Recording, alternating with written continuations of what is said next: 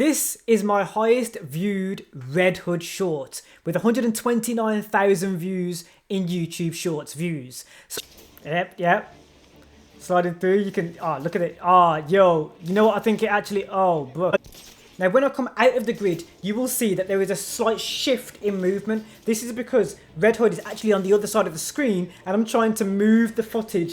So I've put Red Hood right in the center of the shot there because I've used keyframes to keep him center shot. He's actually on the other side of the screen. So when I've jumped out of the grate there, he's actually on the other side of the screen. I need to move the footage so he's center frame. And I've used keyframes in order to do that. Now in this YouTube short, I've done those keyframes slightly earlier. So you can slightly see, if you watch it on a big screen, you will notice it a lot more. There's a slight shift and juttering of the movement. This is because I'm already beginning to move the footage over even though there's no movement in the footage. So when I'm turning around the gameplay using my controller so that I can look at the front of Red Hood, this is where I've already begun that movement in editing. So I made it slightly quicker. So I made that movement quicker in editing as opposed to when it was actually in the shot, which is why you're getting that juttery sort of shift in frames before the actual turn to the center frame, which is Red Hood. It's because I've started the keyframes slightly a little bit too early, and this could be due to the workload that I had at the time.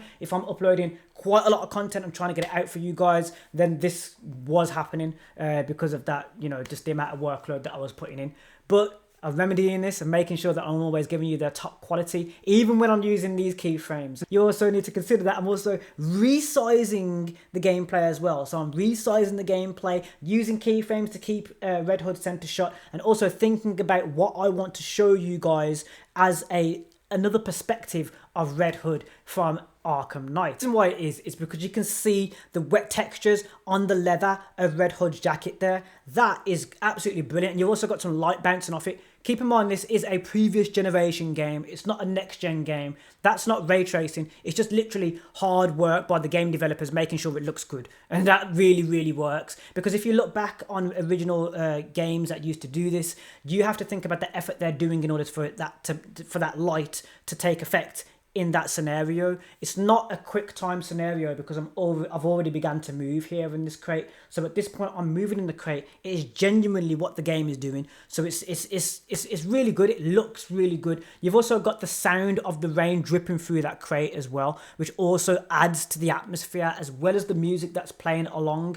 this whole YouTube short. It really adds to that feeling of being Red Hood. A few little details as well is that you will notice that Red Hood sort of has a slight hunch. This is because of the treatment by Joker. So that slight hunch is from literally when he's being treated like absolute dog duty by Joker, and he is given a hunch by being strapped to a chair in a hunch position while he's being tortured about Batman. So if you've noticed, Red Hood does slightly have a hunch, and when he's in his hooded costume or hooded outfit, you will notice that he slightly has a really muscular back tone and he has a hunched over hunchback sort of position. This is part of the Red Hood character that everybody really enjoys, and little nuances that the really hardcore fans will notice about Red Hood and enjoy about Red Hood. Part of his actual frame and sizing is due to part of the treatment that he went through as a Robin when he was tortured by Joker. You know what I mean? You can tell that he's holding some holsters to his legs here. It means that his guns carry a bit of weight, and that's part of Red Hood's character as well. He carries a bit of weight. He's a little bit chunky. He's got that girth behind him. If you get punched by Red Hood, you are definitely going to feel it, especially if it's full force. And that's what this portrays here. This is part of the Red Hood character and what it's also given, and why this little YouTube short here has 129,000 views, because I'm giving you a closer look at Red Hood in all his glory.